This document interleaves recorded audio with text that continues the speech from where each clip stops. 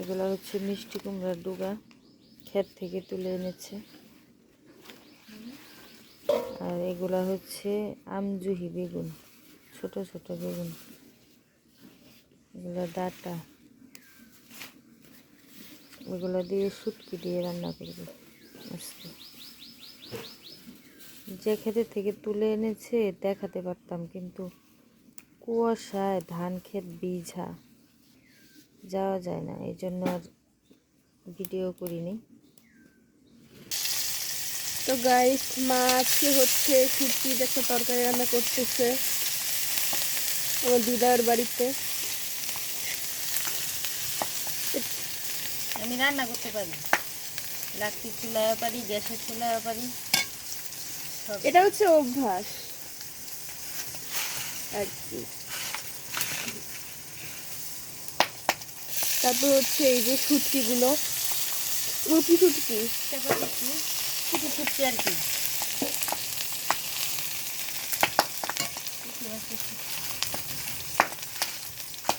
হলুদ গুঁড়া দিল মা।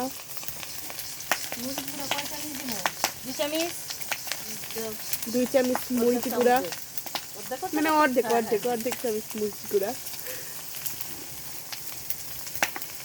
আর অল্প একটু পানি।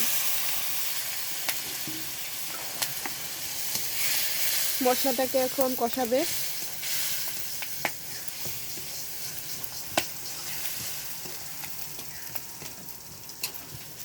হ্যাঁ, তারপর দিয়ে দিল হচ্ছে সবজিগুলো। এগুলোর মধ্যে এগুলো কি কি সবজি? এগুলো হচ্ছে মিষ্টি কুমড়োর ডুগা, বেগুন, ডাটা।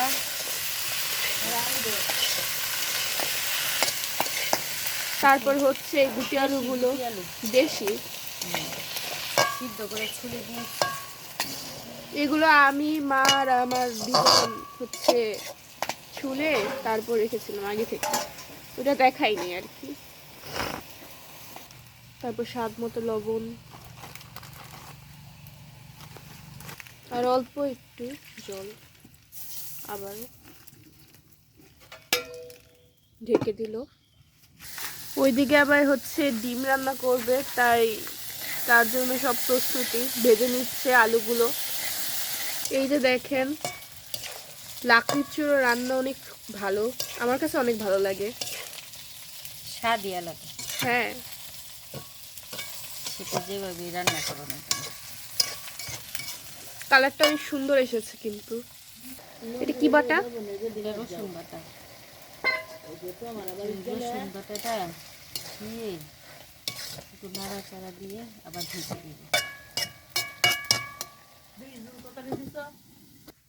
তো এই যে হচ্ছে শুটকির তরকারি, একদম গ্রাম বাংলা স্টাইলে।